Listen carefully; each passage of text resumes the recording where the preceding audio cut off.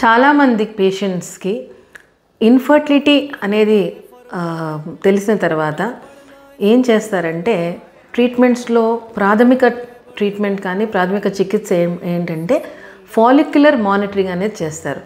Follicular monitoring అంటే ఏంటంటే వాళ్ళకి ఎగ్ అనేది సరిగ్గా పెరుగుతుందో లేదో, ఆ ఎగ్ పెరుగుదలలో ఏమైనా ఇబ్బంది ఉన్నదా, లేకపోతే అండం సరిగ్గా విడుదల కావట్లేదా, ఎక్కడ ప్రాబ్లం ఉన్నదనేది తెలుసుకునే మొట్టమొదటి టెస్ట్ అనేది ఇది ఫాలిక్యులర్ మానిటరింగ్ అంటారు. అంటే ovulation induction with follicular monitoring అనే పదం మనం వాడుతూ ఉంటారు.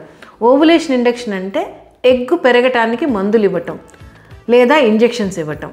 దాని తర్వాత మనకి ఎప్పుడైతే కనుక ఆ అండం విడుదలవుతుందా లేదా అనేది అల్ట్రాసౌండ్లో చూడటం అనే దాన్ని ఫాలిక్యులర్ మానిటరింగ్ అంటారు. ఇవాళ మనము ఒక స్పెసిఫిక్ మెడికల్ కండిషన్, దాన్ని మనం లుటినైజ్డ్ అన్రప్చర్డ్ ఫాలిక్యులర్ సిండ్రోమ్ అని అంటాం. తేలికగా చెప్పాలంటే చాలామందికి ఈ ఫాలిక్యులర్ మానిటరింగ్ జరుగుతున్నప్పుడు అండం సరిగ్గా విడుదల కాదు. అంటే పూర్తి స్థాయి 19 to 20 millimeters వరకు వచ్చి కూడా ఏమవుతుందంటే అది విచలితం కాదు, అంటే పూర్తిగా అది ఓవులేట్ కాదనమాట.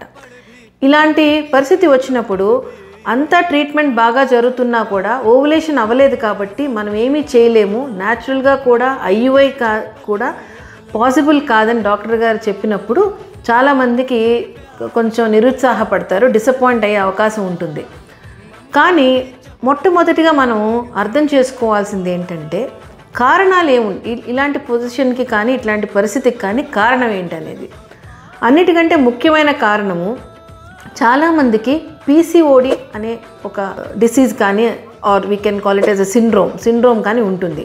ఈ పీసీఓడి అనే సిండ్రోమ్ ఉన్న వాళ్ళల్లో కూడా ఎక్కువగా ఎల్హెచ్ అనే హార్మోన్ చాలా ఎక్కువ ఉన్న వాళ్ళకి ఈ పరిస్థితి వచ్చే అవకాశం ఎక్కువ ఉంటుంది. ఎందుకంటే ఇది విడుదల కాకముందే ఆ అండం కానీ ఆ ఎగ్ కానీ పాడైపోయే అవకాశం ఉంటుంది. సో దాంట్లో ఫలదీకరణం అయ్యే గుణం కానీ ఫర్టిలైజ్ అయ్యి ఒక ప్రెగ్నెన్సీ ఇచ్చే గుణం కానీ ఉండదన్నమాట. సో అలాంటి వాళ్ళకు కూడా ఇలాంటి పరిస్థితి ఎదురవుతూ ఉంటుంది.